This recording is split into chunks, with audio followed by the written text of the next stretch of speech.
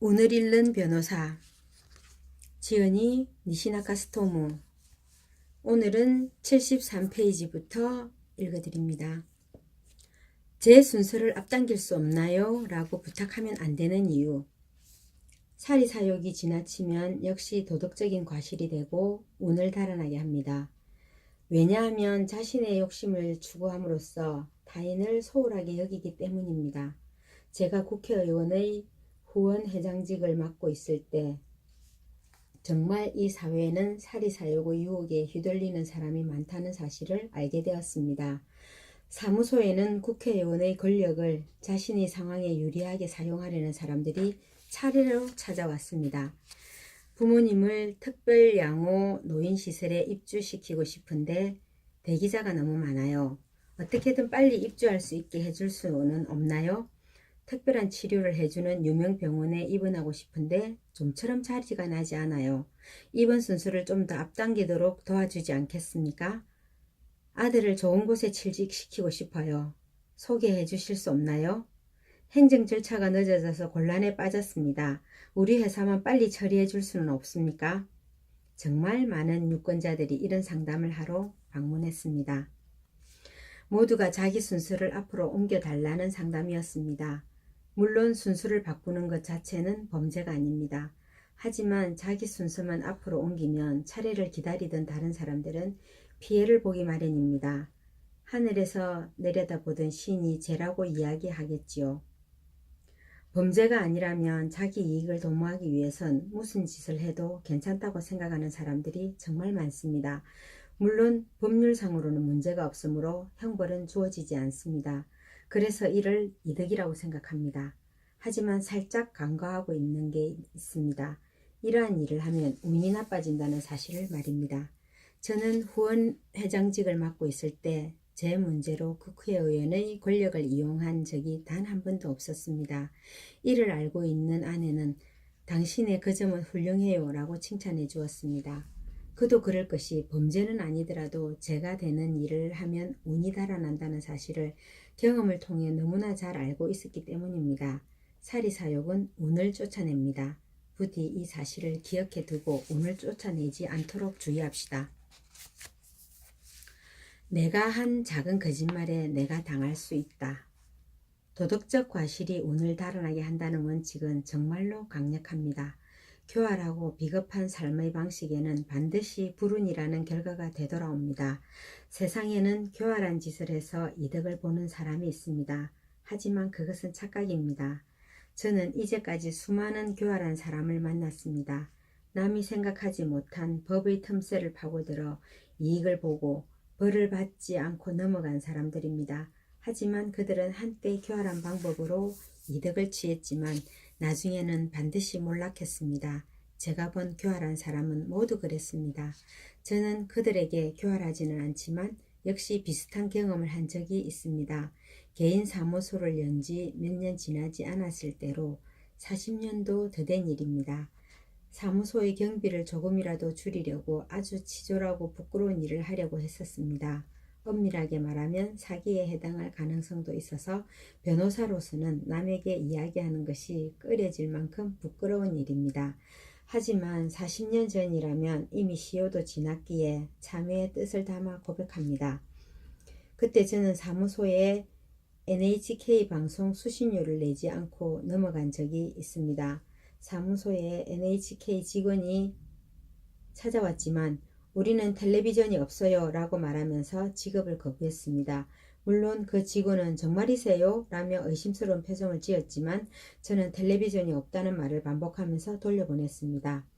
NHK의 직원에게는 실내에 텔레비전이 있는지 없는지 조사할 권한이 없습니다. 그 사실을 이용해 속이려고 했던 것이지요. 이는 돈을 내지 않으려고 한 악의적 거짓말이었습니다.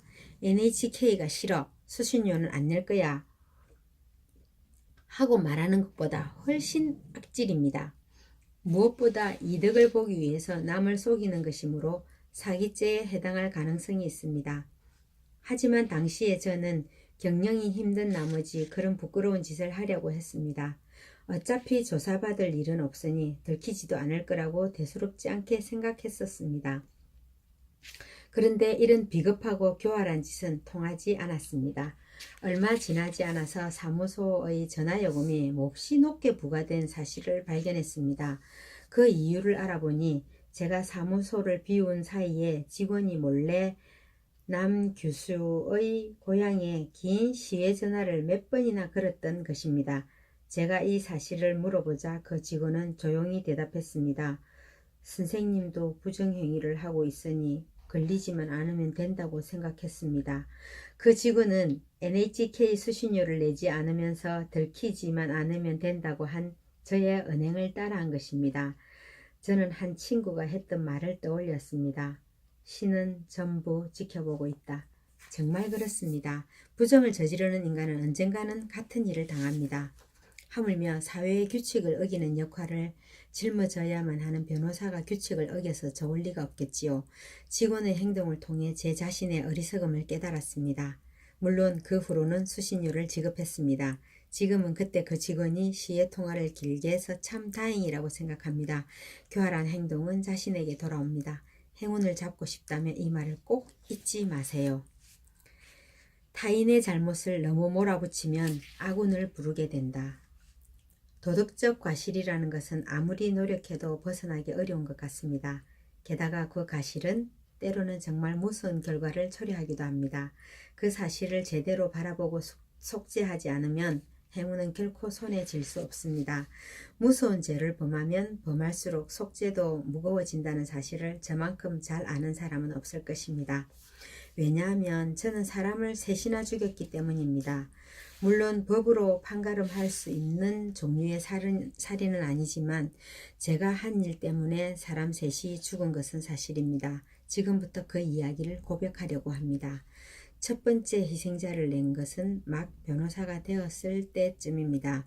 어떤 사람으로부터 채권 추심을 의뢰받았습니다. 저는 대리인으로서 채무자를 찾아가서 약속한 기한은 이미 지났으니 바로 채권을 지급해 주셔야 합니다. 라고 독촉했습니다. 그 사람은 상당히 절박한 듯 지금은 어떻게 할 수가 없어요. 제발 조금만 더 기다려 주시지 않겠습니까? 하고 제게 간절하게 부탁하며 유예를 청했습니다.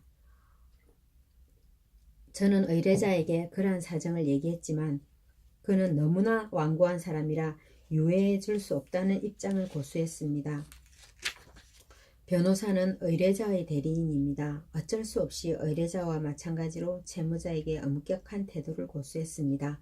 전화나 서면으로 상대의 약속 위반을 질책하며 빨리 채무를 변제하라고 반복해서 재촉했습니다. 그러는 와중에 마지막 전화 연락으로부터 일주일 후 채무자는 자살하고 말았습니다. 유서에는 니시나카 변호사에게 유예를 청했지만 들어주지 않았다라고 쓰여 있었습니다. 변호사는 의뢰자의 대리인입니다. 당시에 저는 의뢰자가 완고하면 대리인도 완고하게 일을 처리해야 한다고 생각했습니다. 그 결과 이런 비극적인 일이 생기고 말았던 것입니다. 제가 그렇게 추궁하지 않았다면 그 사람도 죽음을 선택할 만큼 궁지에 몰리지 않았을 것입니다. 결국 나의 일처리 방식이 나빴기 때문에 채무자는 죽음을 선택한 것입니다. 제가 변호사로서 미숙한 나머지 죽지 않아도 될 사람이 죽은 것이지요. 법률적으로는 아무 문제가 없다고 해도 도의적으로는 사람을 죽였다는 비난을 들어도 어쩔 수 없습니다. 지금 저는 같은 상황에 처한 젊은 변호사들에게 이렇게 이야기합니다. 강압적으로 굴면 안 돼. 돈을 안 갚겠다는 게 아니야. 기다려달라는 말을 하는 거야. 그러니까 너무 강요하지 마. 젊은 시절에 제가 저지른 죄를 이제 막 법조인이 된 젊은 변호사들이 저지르지 않았으면 합니다.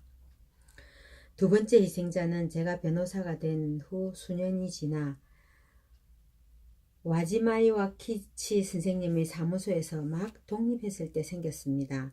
저는 재판에서 70대 남성을 증인으로 조사를 하고 있었습니다.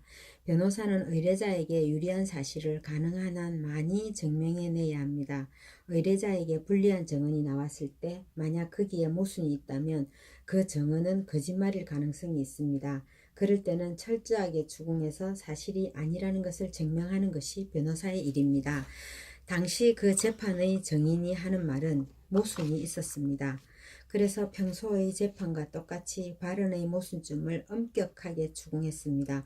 저로서는 당연한 일을 했다고 생각했습니다. 그런데 제게 모순을 지적받고 사실 여부를 추궁당하던 정의는 재판 도중에 법정에서 쓰러졌습니다. 그리고 구급차에 실려 병원으로 이송되었습니다. 저는 당황했습니다. 상대가 정신을 잃을 정도로 몰아붙일 작정은 아니었으니까요. 노인에게 너무 심하게 대한 걸까? 그런 후회를 하면서도 이런 생각이 들었습니다. 하지만 재판이니까 어쩔 수 없잖아. 그로부터 이틀 뒤 그 정의는 병원에서 세상을 떠났습니다. 망연한 기분이었습니다.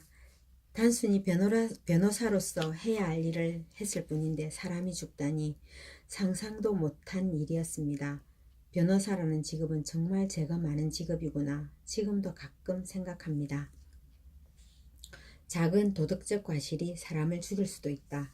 일본에서는 아직도 차별의식이 남아있습니다. 동일본에는 적은 것 같고 관서지방에서도 이제는 꽤 줄어들었지만 옛날 오사카에서는 안타깝게도 차별로 인한 사건이 자주 있었습니다. 제게는 차별에 관한 결코 잊을 수 없는 사건이 있습니다. 차별 사건 상담 중에 경솔한 행동으로 사람을 한 명 죽게 했기 때문입니다.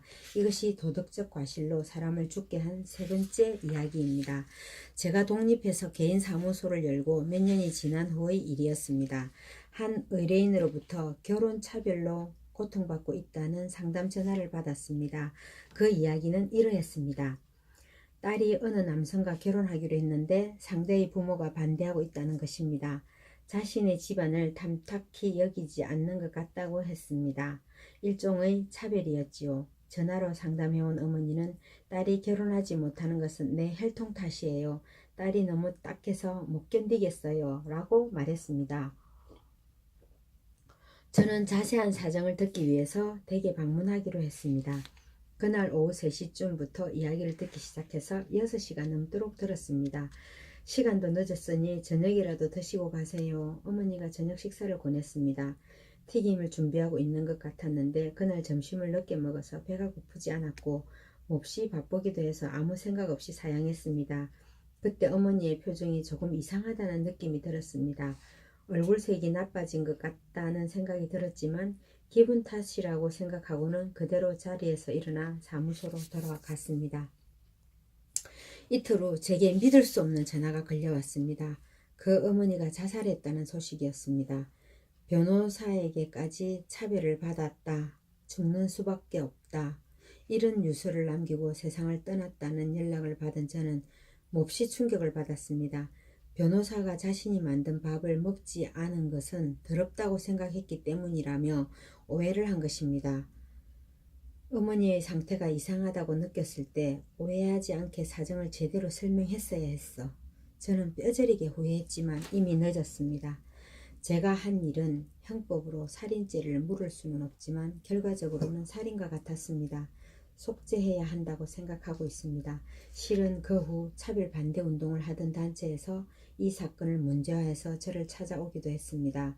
이미 되돌릴 수 없는 일이지만 저는 사실을 이야기했습니다. 차별을 작정으로 그랬던 것이 아니라 단순히 배가 고프지 않았기 때문이라고 설명했더니 의외로 쉽게 이해해 주었습니다. 그 이유는 저의 변호사 생활을 지켜봐 왔기 때문이라고 생각합니다. 저는 약자의 입장에 서서 변호사 활동을 해왔습니다. 그들은 차별 문제 해결에 전력을 다하고 있는 와지마 선생님 밑에 있던 변호사가 차별을 할 리가 없어. 이건 분명 오해 때문일 거야. 라며 이해해 주었습니다. 용서받기 힘든 죄를 저지른 저는 언사의 인덕으로 위기를 모면할 수 있었습니다. 우리는 누구나 자각하지 못하는 사이에 많은 죄를 저지르고 있습니다. 그리고 어느새 많은 은혜를 입고 있습니다. 두 가지 진실을 알려준 이 일을 저는 절대 잊지 않을 것입니다. 오늘은 여기까지 읽어드리겠습니다. 감사합니다.